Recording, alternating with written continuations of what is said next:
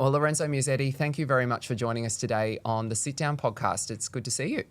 Thank you. Thanks for having me. And welcome to Rod Laver Arena. This is our podcast studio. We catch you today. You're through to the second round of the AO. It must be nice to get your campaign off to a winning start. Well, yes, it was not an easy start. Complicated match, but unfortunately, I didn't want to win like that, of course. But I was managing, to find solution and improve my game definitely during the match. So not an easy start, but at least I got the win. So happy for that.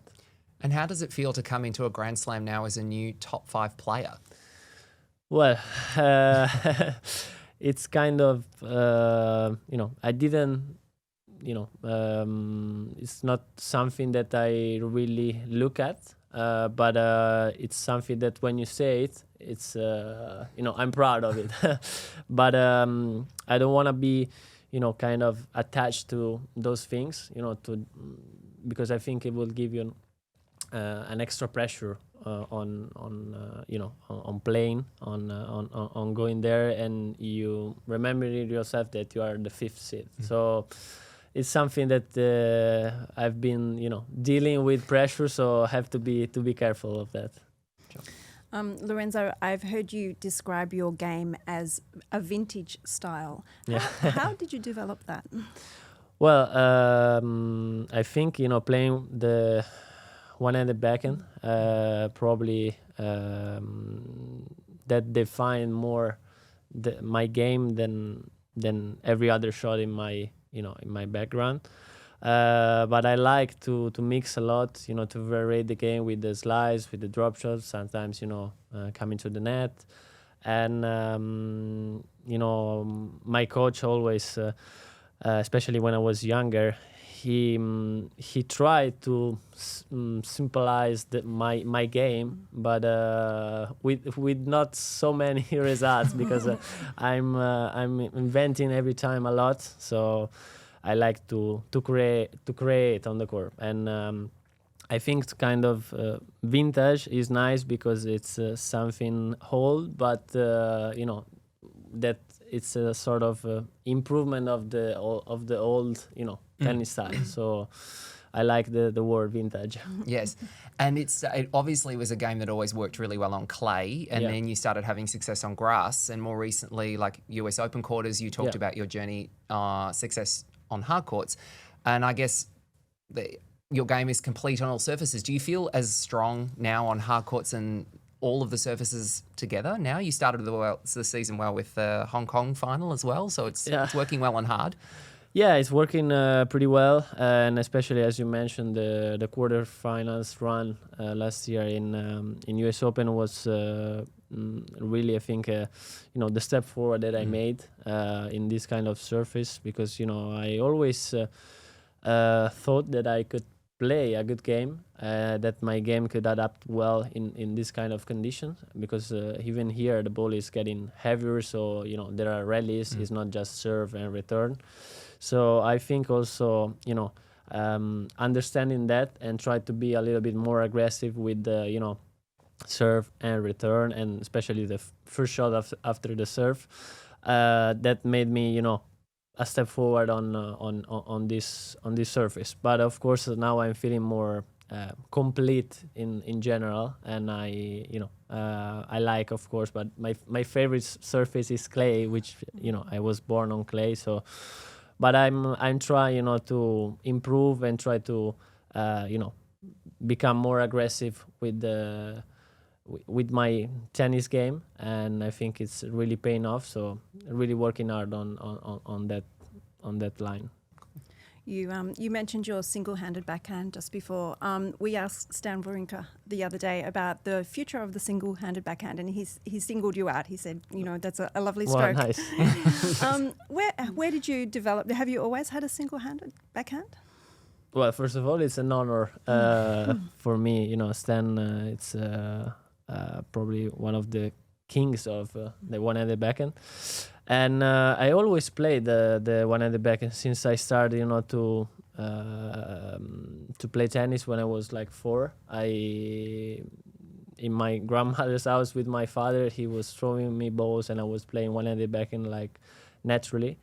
And I think it's something that really is kind of going. I mean, it seems like that is going to disappear, or there are literally a few in the top 100. So unfortunately, because I really like, but in modern days, modern tennis, I think it's really, really hard, to compete with the one-handed backhand. But hopefully I can, as Stan said, hopefully I can keep the one-handed backhand alive. You have a very long and special relationship with your coach, Simone. Yeah. What is the secret of that successful relationship? Well, I think our relationship is kind of unique, because we met each other when I was 9. So now I'm almost 24. So it's almost 15 years together, and it's really, really nice, because I like the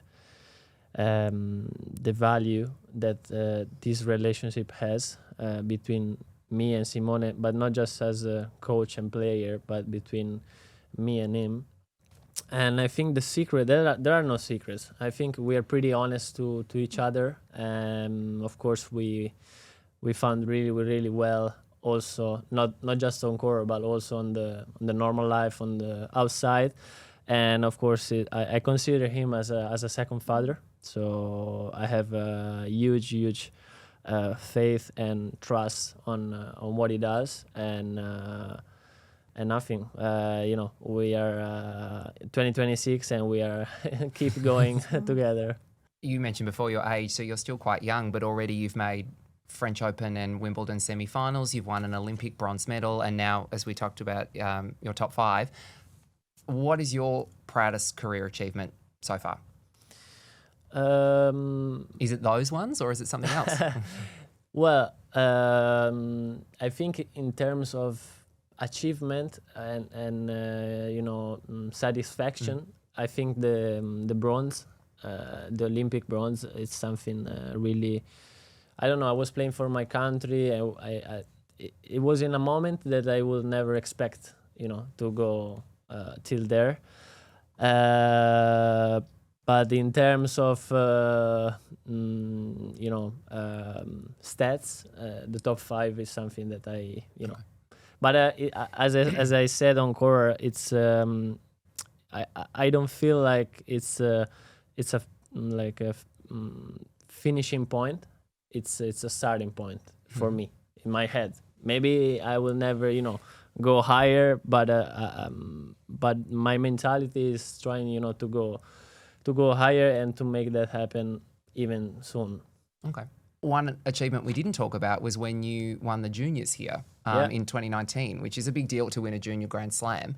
What do you remember of that, and kind of what has that meant for your relationship with the Australian Open and coming to Melbourne each year? Well, it's super nice, because every time that I go to the NTC, there's my picture, my picture, and I mean it's super nice. I have a really huge memory from when I look at the picture. I was really, really young, but in the eyes I could see that there was this kind of hunger, to be there, to be here. And if I look back, I see, a really young Lorenzo with a lot of, immature feelings and stuff. But now that I have, two sons, a family, in like 5 years, it's something that I really, really am proud of. Awesome. Well, Lorenzo, it's been wonderful to have you on the sit down today. Thank you for joining us, and good luck for the season. Thank you so much. Thank you.